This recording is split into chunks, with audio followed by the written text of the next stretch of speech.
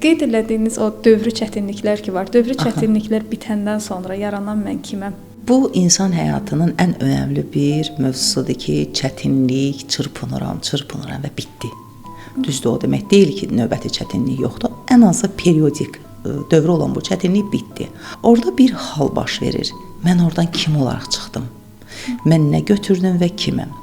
Əgər çətinlik bitəndən sonra insanlara qarşı yaxşı bir duyğular hiss edirəmsə, mən insan olduğumun bir də fərqindəyəmsə və yaxşılıqdan heç bir şəkildə imtina etmirəmsə və hələ də faydalı olmağa çalışıramsa, çünki insan özü üçün onsuz da yaxşı şeylər istəyir. Bizi biz edən həm də başqalar üçün istəməyimizdir. Yəni mən onsuz da egoist varlıqdır da insan təbii olaraq, insan özü üçün yaxşı bir şeylər istəyir.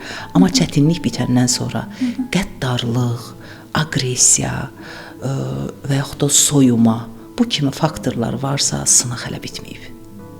Hazır olmaq lazımdır növbəti etapa. Yəni düşünməyək ki, çətinlik bitdi, mən kobudlaşdım, aqressivəm və artıq insanlara güvənmirəm deyə bir devizlə yaşayıramsa, bilmək lazımdır ki, qabaqda başqa sınaq var. Çünki hələ mən lazım olan materialı götürməmişəm.